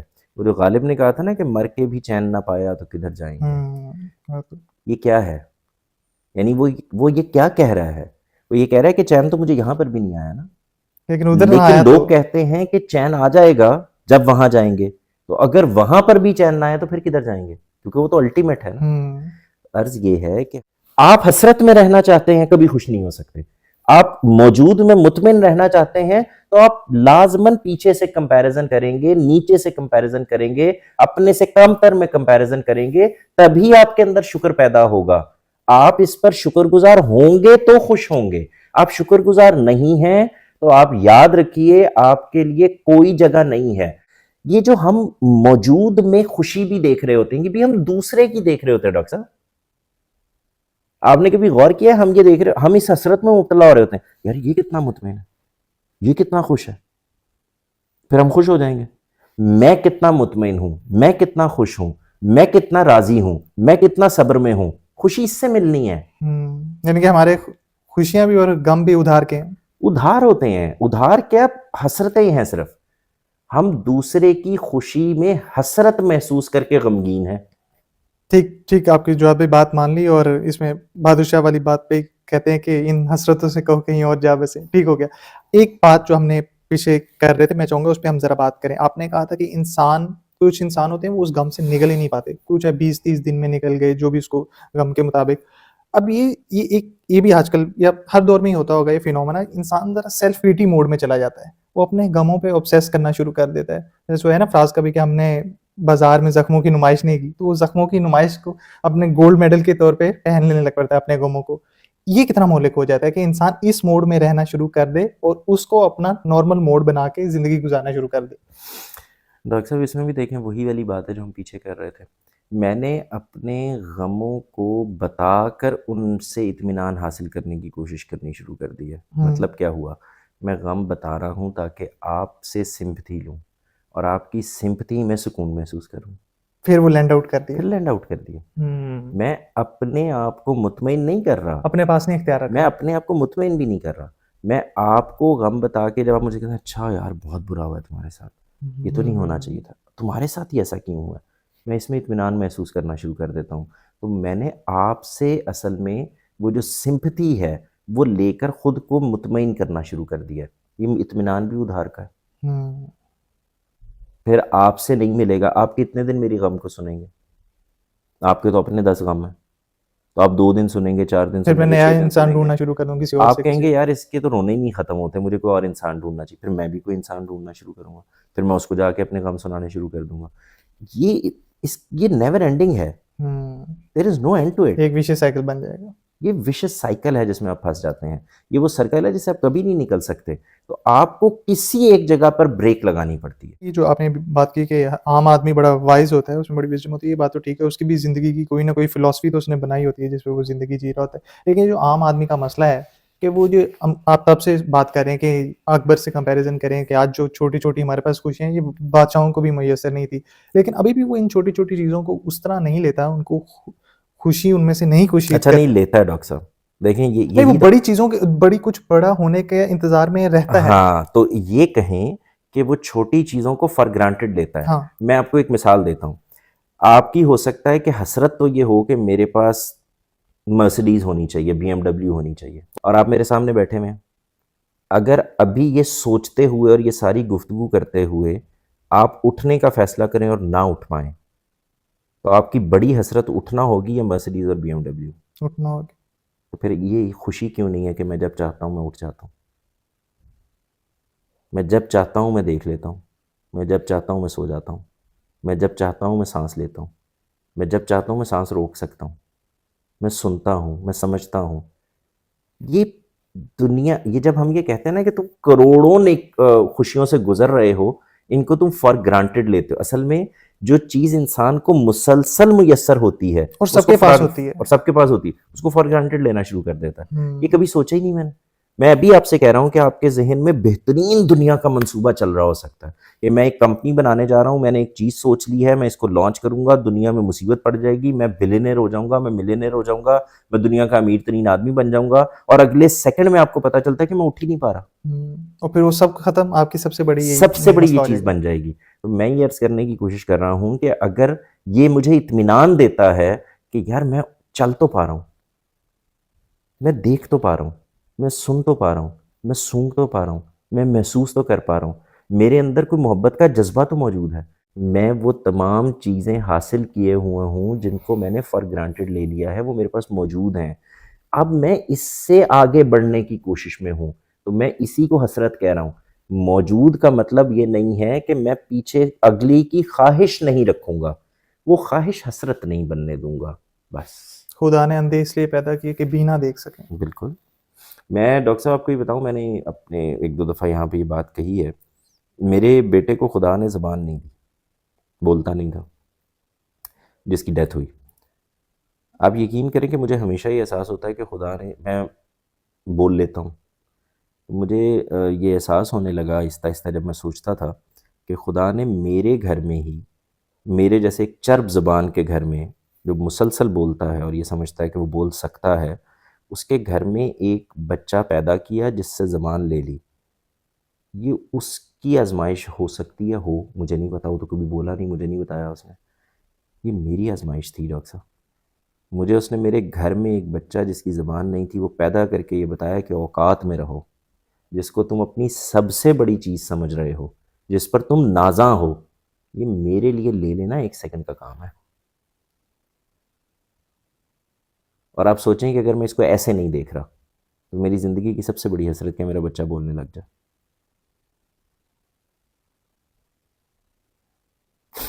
ये वो प्रॉब्लम है डॉक्टर साहब। वही मैं, कि हम चीज़ों को अपना इस्तेहकाक समझ लेते हैं। भई मेरा उठना, बैठना, चलना, फिरना, सोचना, समझना, ये तो होता ही है हर इंसान में, क्योंकि हुँ। ज़्यादातर में होता है ना डॉक्टर साहब। मैंने अभी आपसे ये कहा था कि क्या यानी किसी आदमी को घोड़े मुयस्सर नहीं थे, तो हसरत थी, और एक घोड़ा मुयस्सर नहीं था तो भी हसरत थी। आज आप मेहरान में भी बैठे हुए हों तो 100-150 घोड़ों पर बैठे हुए होते हैं, हसरत तो ख़त्म नहीं हुई। खुदा दिखा रहा है कि तुम मुसलसल आगे बढ़ने की हसरत में मुब्तला लोग हो, तुम खुश होते ही नहीं हो। तो ठीक, ठीक। अच्छा जवाद भाई, ये तो हमने ज़ात की हद तक तो बड़ी हद तक ये सारी बात क्लियर की। अब मैं चाहूँगा थोड़ा-सा हम अपने नेशन की भी बात कर जी, लें। हमने जैसे मैंने शुरू में कहा था कि पाकिस्तान कोई खुशहाल मुल्कों की फ़हरिस्त में नहीं आता। अगर देखा जाए तो मैं एक फ़िनलैंड के प्रेज़िडेंट हैं, उनका इंटरव्यू सुन रहा था। तो उनसे पूछा गया कि आपके मुल्क के लोग इतने खुशहाल क्यों हैं? तो उन्होंने 2-3 बातें की, उनमें से मुझे जो एक सबसे ज़्यादा क्लिक की वो था कि वो कहते पर्पस ऑफ लाइफ़ बहुत है हमारे लोगों में, कुछ करना है, और एक दूसरा क्लोज़ टू नेचर। अब हमने अक्सर बात करते रहते हैं कि अगर हम ऑब्ज़र्व करें तो हर किसी के चेहरे पे कुछ ना कुछ उकताहट है, स्ट्रेस लेवल होता है। आपको क्या लगता है कि हमारे नेशन में ऐसा क्या है कि जिसकी वज़ह से हम लोग इतने खुशहाल नहीं हैं? अगर तो मटीरियलिस्टिक तरक्की की बात की, ठीक है, वो कौमें, वो अक़वाम उस लिहाज़ से तो हमसे बहुत आगे हैं। लेकिन हमने जो अभी तक की गुफ्तगू की, हमने तो खुशी को उससे अलग करके देखा है। तो ऐसा क्या हो रहा है कि जिसमें हम लोग कुछ लैग कर रहे हैं, हम लोग बेहतर नहीं कर पा रहे? डॉक्टर साहब हम खुश नहीं हैं, खुशहाल तो हैं। हाँ, वो उस लिहाज़ से तो देखा जाए ठीक है। डॉक्टर साहब मैंने 80s में, यानी मेरे बुज़ुर्गों ने तो उससे ज़्यादा देखा होगा 80s में इस शहर लाहौर को, जहां आज लाखों गाड़ियां सड़कों पर घूमती हैं, चंद गाड़ियों वाले शहर के तौर पर देखा हुआ है। और जिन्होंने 70s और 60s में देखा हुआ वो तो हो सकता है आपको उंगलियों पे गिन के बता दें कि किसके पूरे पास लाहौर गाड़ी शहर है। में 7 गाड़ियां थी, 10 गाड़ियां थी, ऐसा ही। बिल्कुल। आज एक 2 मरले के घर के बाहर भी आप जाए ना तो एक आधी गाड़ी खड़ी हुई होती है। अच्छा, गाड़ी हो ना हो, मोटरसाइकिल तो बिल्कुल। खड़ी हुई होती है। हम करना क्या चाह रहे हैं? किस तरफ जाना चाह रहे हैं। खुशहाली अगर ये थी, मटेरियल थी, तो वो तो है। लेकिन नहीं आ रही। नहीं, खुश नहीं हो रहे ना। हम्म। डॉक्टर साहब, हम लग्जरीज के की हसरत में मुब्तला कौम है। लग्जरीज की हसरत, ठीक। हमारी जो बुनियादी ज़रूरियात हैं वो भी कमी होती है उसमें, इसमें कोई शक नहीं है। लेकिन वो बुनियादी ज़रूरियात कई ऐसी हैं जो हमने खुद पैदा कर ली हैं। फ़ोन मेरी बुनियादी ज़रूरत बना है। अब मैं ये कहता हूँ, आर्ग्यूमेंट ये होता है कि ये अब एक बुनियादी ज़रूरत है, इसको आसान करना चाहिए। अब एक बुनियादी ज़रूरत है, मुझे कोई एतराज़ नहीं है। मैं ये कहता हूँ कि आप उस पर काम कीजिए। देखें, हमारे यहाँ जो हुक्मरान भी आए हैं या जो लोग हमारे इर्द गिर्द भी काम करते हैं, उनको जिस बुनियादी चीज़ पर काम करना चाहिए था वो तो ये थी कि आम इंसान और अमीर आदमी में जो बुनियादी ज़रूरियात ज़िंदगी हैं उसमें कोई फ़र्क ना हो। यानी मिसाल के तौर पर ये कि मुझे रोटी खानी है, मुझे अच्छी चावल तालीम चाहिए, चाहिए, मुझे अच्छी तालीम चाहिए, मुझे सेहत। सेहत चाहिए, ये मुयस्सर आ जाए। और इसके साथ में जो कुछ है वो लग्जरी है। वो किसी को मुयस्सर आएगी, किसी को नहीं आएगी। वो दुनिया भर में ऐसा ही होता और है। शायद यही वजह है कि हमारी कौम में कंपैरिजन का माइंडसेट ज़्यादा है कि बेसिक नेसेसिटीज़ में फ़र्क है। डॉक्टर साहब, बाहर जब हम जाके देखते हैं ना तो एक ट्रक ड्राइवर जब तक अपने मैकडॉनल्ड से निकल कर वापस ट्रक में जाके नहीं बैठता, आपको ये जानना बड़ा मुश्किल होता है कि ट्रक ड्राइवर है। वो उसी वक़ार के साथ आ रहा होता है, काम कर रहा होता उसके लिए वो बुनियादी ज़रूरियात वैसे ही हो गई हैं। वो मैकडॉनल्ड्स खा सकता है, वो स्टारबक्स से कॉफ़ी पी सकता है, वो सेल लग गई है तो वहाँ से जाके बेहतरीन जूता अपनी कंफर्ट के लिहाज से अपने कपड़े वो ख़रीद लेगा। उसके लिए वो जो बुनियादी ज़रूरियात की चीज़ें हैं वो हसरत नहीं बन रही। हमारा जो प्रॉब्लम हुआ है वो ये कि हमने बुनियादी ज़रूरियात ज़िंदगी को भी हसरतें बना दिया है। है। ये प्रॉब्लम है। यानी बिजली मेरी बुनियादी ज़रूरत है, अब मैं दिए नहीं जला सकता, ये मेरी रसाई में होनी चाहिए। लेकिन अगला प्रॉब्लम है, जब हुकूमत इसको आपकी रसाई में देने की कोशिश करती है तो आप कुंडा डालते हैं और घर में 4 एसी चलाना शुरू कर देते हैं। लग्जरीज़ को नेसेसिटीज़ उधर हमने बना लिया एग्जैक्टली। और इधर ये मसला हो गया कि हमें नेसेसिटीज़ भी नहीं मिली। जी हाँ। तो हमें जब नेसेसिटीज़ पूरी करने के लिए इस मुल्क में अभी भी अगर हम मुतमईन हो जाएं, सब्र करें और हम चीज़ों को देखें तो आज भी डॉक्टर साहब हमें अपने मुल्क में हम बुराई ही देखने वाले बन गए हैं। आज भी हम लोगों को जो बुनियादी ज़रूरियात ज़िंदगी हैं वो मुयस्सर आ जाती हैं, उसमें बेहतरी कैसे करनी है। जैसे मैंने आपसे कहा था कि सफाई सुथराई का कोई ताल्लुक गुर्बत से नहीं है। आप एक मरले के घर में रहते हैं और आप घर में उसके एंटर होते हैं और आप कहते हैं कि यार कितना साफ़ सुथरा रखा हुआ है इसने, इसका इमारत से तो कोई ताल्लुक नहीं है। लेकिन आप 10 मरले के घर में और 10 कनाल के घर में एंटर होते हैं और वो साफ़ सुथरा नहीं है, मेंटेन नहीं किया हुआ उसको, तो आपको उसमें खुशी नहीं मिल सकती। आप उसी में मुब्तला हो जाएंगे और कुछ देर के बाद उसके आदी भी हो जाएंगे। हमारी कौम का एक बुनियादी मसला है ये, हम मौजूद में खुश नहीं होते डॉक्टर साहब। एक आदमी जो बाइक पर बैठा हुआ है वो सिग्नल पे जिस वक्त रुकता है तो वो दूसरे की गाड़ी को देखकर हसरत में मुब्तला है।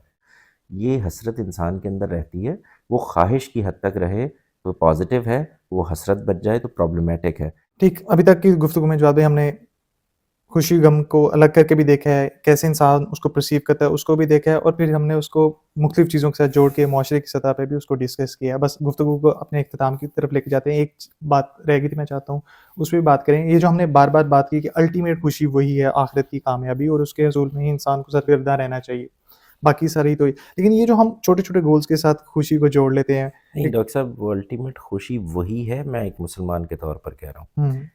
फ़र्ज़ कीजिए कि इससे कोई हटा हुआ भी हो तो वो उस अल्टीमेट खुशी ही को चाहता है। उसके पास नज़ीर नहीं है, उसके पास ख़बर नहीं है, और ख़बर है तो मानने के लिए तैयार नहीं है। ये जो जुमला बोला है उसी को चाहता है, मैं चाहता हूँ इसको आप थोड़ा सा हर आगे आदमी अल्टीमेट खुशी चाहता है। मेरे पास एक ख़बर है कि अल्टीमेट खुशी दे दी जाएगी, सब्र करो। नहीं, लेकिन अगर कोई किसी के पास ये खबर नहीं है, इंसानी ख्वाहिश है ना, अच्छा वो उसके बातिन में मौजूद है। अंदर मौजूद है, वो अल्टीमेट खुशी चाहता है, वो हम्म, अल्टीमेट कामयाबी चाहता है, हाँ वो एक चाह तो है कि ये सब कुछ वो क्या है। हमेशा के लिए गम से निजात चाहता है। ये उसके अंदर है, इसी की तो कोशिश में मुब्तला है इंसान। मैं तो ये कह रहा हूँ कि मेरे पास इंसान की सबसे बड़ी ख्वाहिश की खबर मौजूद है कि हम्म, सब्र करो, ना शुक्र ना हो, दे इतनी दूंगा, बड़ी दौलत मिल हमारे पास जाएगी, मौजूद है। सब कुछ हो जाएगा। उधर मसला ये है कि वो इस पे यकीन करने के लिए तैयार नहीं है, क्योंकि उसको दुनिया में चाहिए। हम्म, तो हसरत मेरी और उसकी तो एक ही जैसी है, कोई फ़र्क नहीं है। मैं उस खबर पर यकीन रखे हुए हूँ, वो ये कहता है कि ये खबर ठीक नहीं है, लिहाजा मैं इसी दुनिया में ये सब कुछ तलाश करना चाहता हूँ। इस पे देखें, एक और हमारे यहाँ आर्ग्यूमेंट आता है बड़ा इंपॉर्टेंट। लोग ये कहते हैं कि मुसलमानों की तरक्की ना करने की बुनियादी वजह यह है कि उनको दुनिया से दिलचस्पी नहीं है, हाँ वो एक पेसिमिस्ट मोड में वो रहते तो हैं। आखिरत के भाई सब कुछ आखिरत में हो हाँ, जाएगा। मेरे नज़दीक जो आदमी ये कह रहा होता है वो सही मुसलमान ही नहीं है। अच्छा वो कैसे? डॉक्टर साहब, मुझे इस दुनिया में इम्तहान के लिए भेजा गया, मैं इम्तहान अच्छा दूंगा तो आखिरत में जाके कामयाबी मिलेगी ना। अपनी सलाहियत उन चीज़ों के इंसाफ तो तो करना पड़ेगा। अगर मैं यहाँ पर इंसाफ नहीं कर रहा, इम्तहान ठीक नहीं दे रहा, तो मैं अच्छा मुसलमान कैसे हो सकता हूँ? हम्म, मुझे यहाँ पर इम्तहान से गुजरना है और कामयाब होना है, तो वो दुनिया मिलनी है। और वो कामयाबी क्या है, या यहाँ वो इम्तहान क्या है? मुझे आगे भी बढ़ना है, मुझे ख्वाहिशात में मुब्तला होना है, मेरे अंदर जज्बात में भी पैदा होना है, मुझे दूसरे का एहतराम भी करना है, मुझे हुकूकुल इबाद का ख्याल भी रखना है।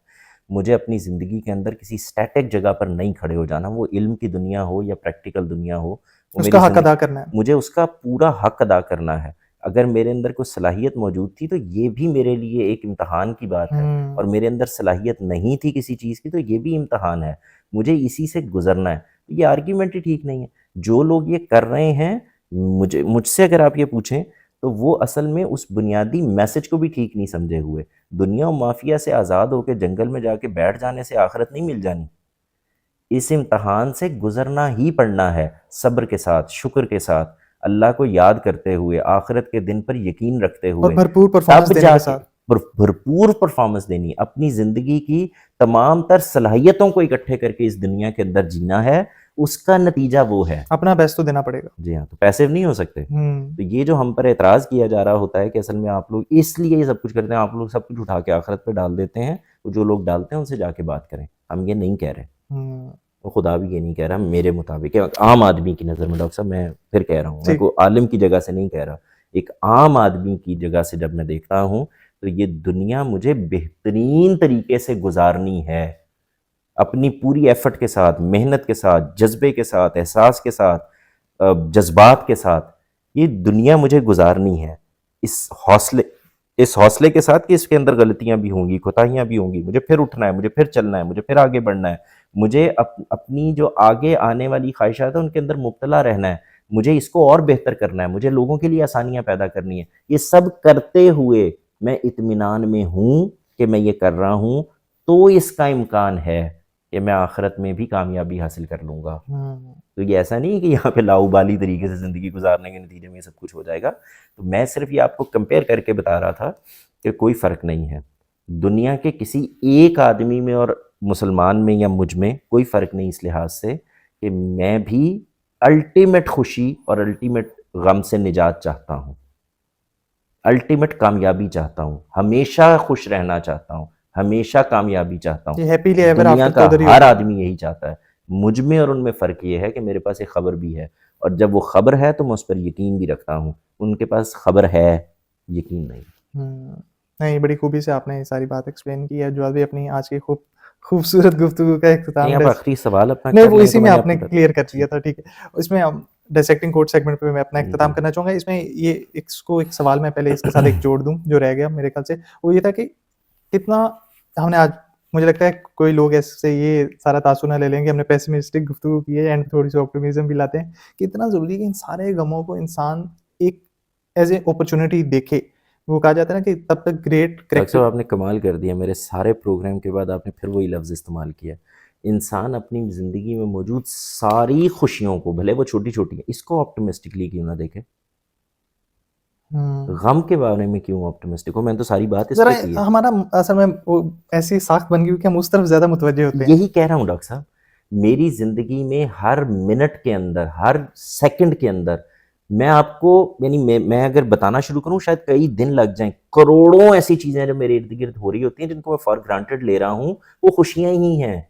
हुँ, मेरे तो इर्द-गिर्द का एनवायरनमेंट ज़रा-सा तब्दील हो जाए तो मुसीबत पड़ जाती है, ठंड हो जाए तो मुसीबत पड़ जाती है, गर्मी हो जाए तो मुसीबत पड़ जाती है, सूरज थोड़ा-सा नीचे आ जाए तो मुसीबत पड़ जाती है, ज़्यादा ऊपर चला जाए तो मुसीबत पड़ जाती है, दिन कट ना रहा हो तो मुसीबत पड़ जाती है, रात गुज़र ना रही हो तो मुसीबत पड़ जाती है, मैं साँस ले रहा हूँ तो मुसीबत पड़ जाती है कि ये ज़्यादा ले लिया भाई तूने, बाहर बहुत हालात ख़राब थे, ज़रा रोक के रखना था, मास्क पहन के रखना था। मैं साँस ना आ रहा हो तो मुसीबत में फँस जाता हूँ। मैं जंगल में बस रहा होता हूँ तो मुझे शहर की हसरतें होती हैं। मैं शहर में आ जाता हूँ तो मुझे जंगल अच्छा लगने लगता है। मैं यहाँ से उठता हूँ और जाके सैर करने के लिए जंगलों में बैठ जाता हूँ। मैं ख़ैमे लगाता हूँ जाके।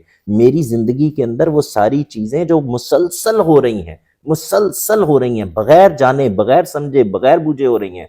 आप ज़रा सोच के देखें, लोग कलर ब्लाइंड हो जाते हैं। आपकी आँख इस पूरी तस्वीर को अख़ज़ कर रही है। आप जो अपनी आँख से देखते हैं, वो आईफ़ोन की स्क्रीन के ऊपर देखते हैं। वो अगर नहीं आ रहा होता, आप 5000 तस्वीरें खींचते हैं। जब तक आप इत्मीनान में मुब्तला नहीं होते, आपकी आँख आपको वो नहीं दिखा देती, जो आप देखना चाहते थे, आप इत्मीनान में नहीं जाते। आप ये यकीन रखते हैं कि मेरी आँख मुझे वो दिखा रही है जो मैं देखना चाहता हूँ, तो उसकी खूबसूरती वहाँ से निकल रही है तो आ रही है। मेरे अंदर के वो सारे प्रोसेसेस हो रहे हैं। मेरा जिगर खून को दे रहा है, मेरा दिल खून को वहाँ से लेकर जा रहा है। वो मेरी रगों-पैं में मुसलसल रिस रहा है। वो भागता है, दौड़ता है, यूँ ज़िंदा हूँ मैं। इसको देखने के लिए तैयार ही नहीं हूँ।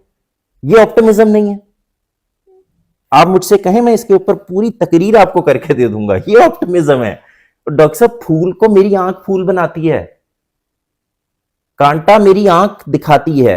हुँ, ये मैं हूं, तो आप शुक्र ही नहीं कर रहे, आप खुशी नहीं है। तो मुझे खुशी के मुतालिक ऑप्टिमिस्टिक होना है।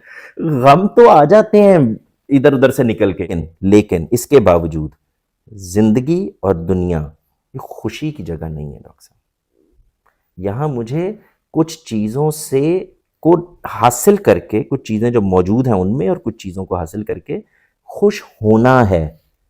क्योंकि इम्तहान गाह में जब मेरे सामने क्वेश्चन पेपर आ गया है, तो आपने कभी ये गौर किया कि क्वेश्चन पेपर आया और मैंने जैसे ही इसको पढ़ना शुरू किया तो मेरे चेहरे पे मुस्कुराहट आई और फिर एकदम से गम आ गया, क्योंकि पहले 2 सवाल मुझे आते थे और तीसरा नहीं आता था हुँ, और फिर चौथा आ गया।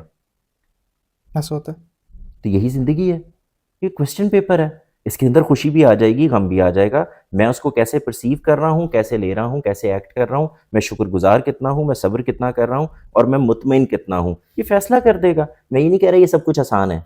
लेकिन जब मैं यहाँ से देखना शुरू कर देता हूँ, तो आहिस्ता-आहिस्ता मेरे लिए वो मुमकिन होता चला जाता है और मुमकिन, इत्मीनान और इम्कानात के अंदर रहते हुए ही ये दुनिया और ये ज़िंदगी गुज़ारी जा सकती है। ये इससे बाहर है नहीं।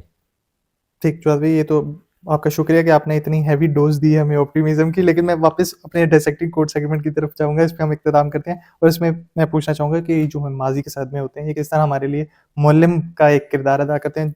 जॉर्ज बर्नार्ड शॉ कहते हैं कि the most uneducated person is the one who has nothing to forget. दिलचस्प बात है डॉक्टर साहब, ये मैंने भी जब पढ़ी थी तो सोचा था।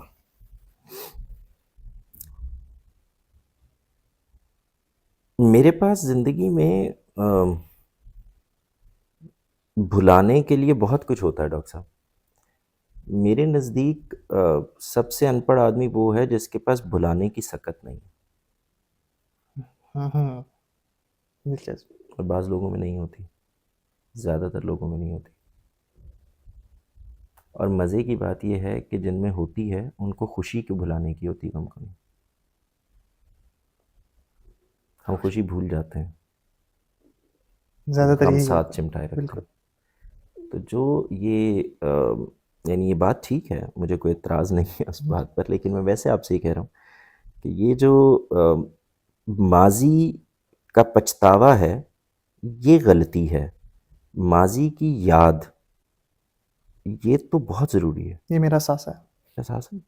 यानी मैं तो सीखता ही इसी से हूँ। मैंने एक दोस्त बनाया था, उससे मुझे ये तजुर्बात हुए और मैं आइंदा दोस्त बनाते हुए इन चीज़ों को सोचता हूँ, लेकिन बनाता हूँ ना।